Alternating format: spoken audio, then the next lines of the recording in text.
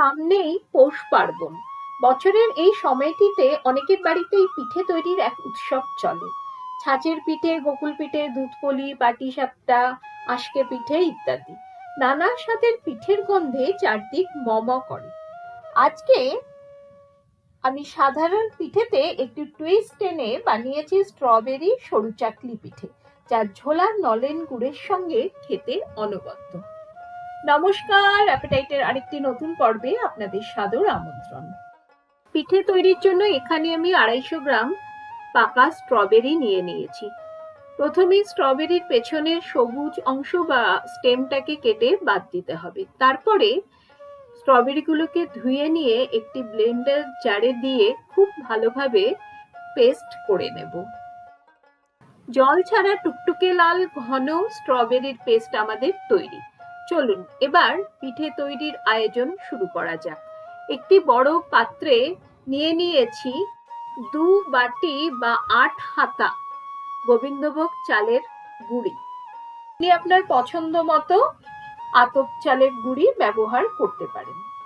নিয়ে নিয়েছি 3/4 বাটি পেশা চিনি মানে গুঁড়ো চিনি, সঙ্গে প্রায় 1 বাটির মতো গ্রেট করে নেওয়া খোয়া। এটা অপশনাল, যদি হাতের কাছে খোয়া না থাকে 3 থেকে 4 চামচ মিল্ক পাউডার দিলেও হবে।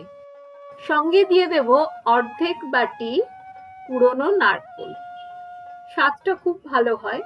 এবারে শুকনো উপকরণগুলো খুব ভালোভাবে হাতার সাহায্যে মিশিয়ে নিচ্ছি। অনেকে এই সময় সামান্য লবণ ব্যবহার করেন, তবে আমার এটা খুব একটা প্রেফারেবল মনে হয় না বলে আমি কখনোই কোনো মিষ্টিতে লবণের ব্যবহার করি না।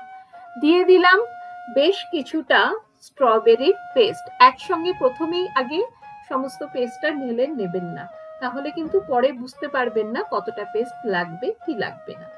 যাই হোক, ভালোভাবে একটু মিশিয়ে নিয়ে তারপরে আরো কিছুটা পেস্ট দিয়ে দেবো। মানে অল্প অল্প করে স্ট্রবেরির পেস্ট ঢালবেন আর মেশাতে থাকবেন।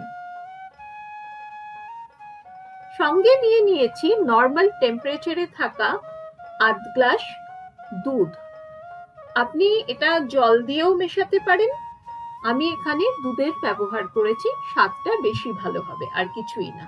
পুরো দুধটাই কিন্তু আমি এখানে দিয়ে দিলাম।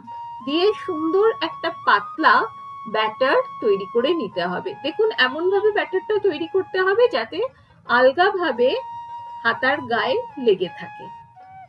কনসিস্টেন্সি কিন্তু এইরকম হবে। এবারে গ্যাসে একটা প্যান বসিয়ে তাতে বেশ কিছুটা ঘি ব্রাশ করে নিচ্ছি।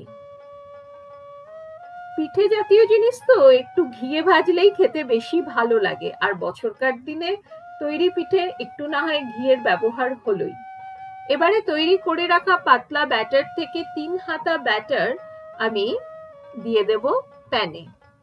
ধোসা তৈরি করার মতো প্রথমে একটু ব্যাটারটাকে ছড়িয়ে নিয়ে তারপরে প্যানটা নেড়ে নেড়ে পুরো ব্যাটারটা ভালোভাবে সমস্ত দিকে ছড়িয়ে নিতে হবে। গ্যাসের ফ্লেম এ সময় কিন্তু একদম লোতে রেখেছি। এক একটা পিঠে ভাজতে 2 থেকে 2.5 মিনিট সময় কিন্তু লাগবে।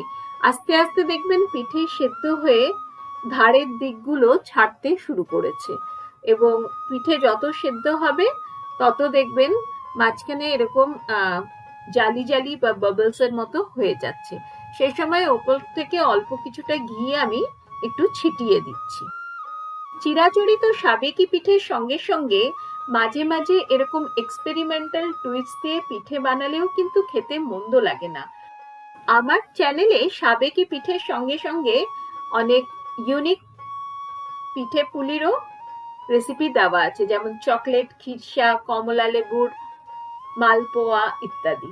তো এগুলো একটু এক্সপেরিমেন্ট করে মাঝে মাঝে কিন্তু বানানো যেতেই পারে। ভালোভাবে চাকলি সেদ্ধ হয়ে আসলে উল্টে দিলাম। ব্যাস তৈরি আমাদের স্ট্রবেরির সরু চাকলি।